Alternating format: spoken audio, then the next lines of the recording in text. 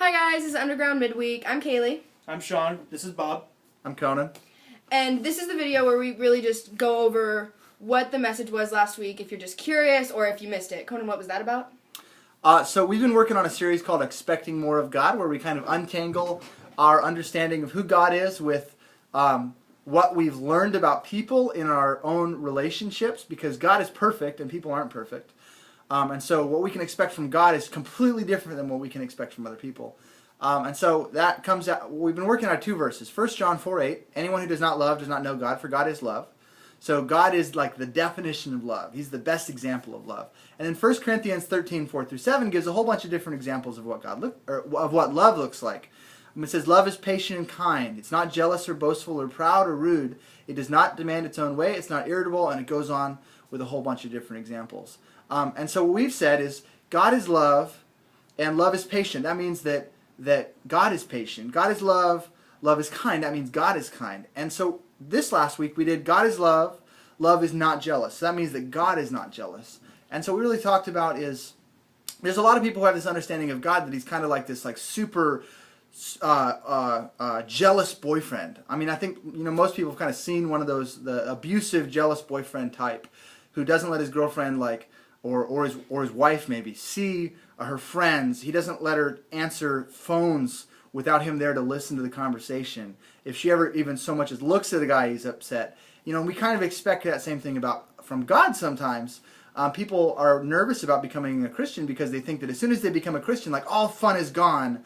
Like God is just this galactic fun police that's there to just destroy all your fun, because you can only ever look at him. You can only ever sing songs to him. You can't ever sing a love song to anybody else. And you've got to be broke and living in a third world country. And if you have a nice car, that means you're going to hell or whatever, But there's this expectation that God is this jealous boyfriend type, and we've just really been talking that's not who God is. God is He wants the world for us. He's excited for us, and He wants to see us live out to our full potential. The Bible describes God as our Heavenly Father. Romans 8 describes us as the adopted children of God. And so, just like a good father, he wants the best for us. He wants to see our success. He's not jealous of our success. He's not jealous of our fun. He's not jealous of our joy. When we're happy, God's not sitting there like, why are they happy without me? He's happy to see us enjoy life. And so we just really talked about, not expecting God to be this really controlling, overbearing, judgmental God who just wants to kind of destroy all of our fun. So essentially, you're saying that God is not a jealous God, but isn't there a verse in Exodus that says that he is a jealous God?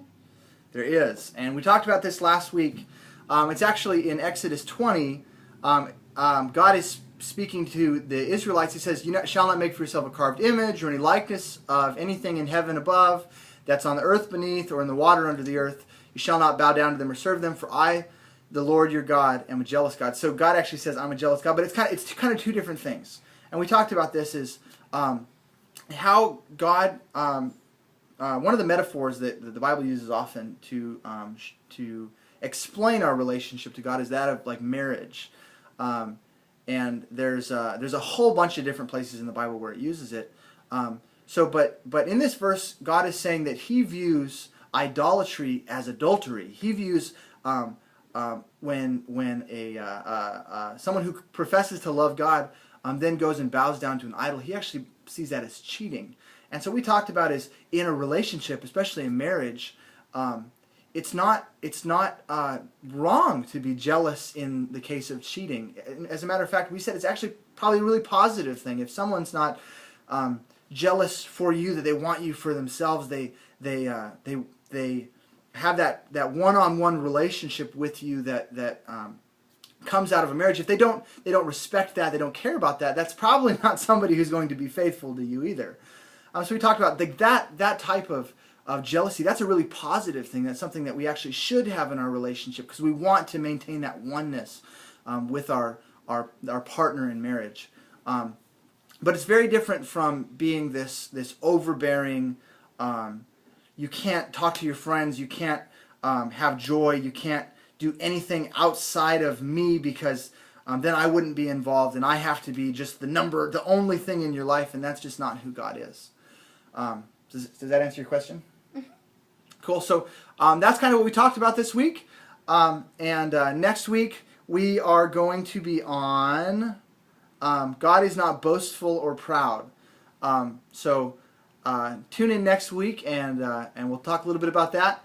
And I hope you guys are doing good. God bless you, and see you next week.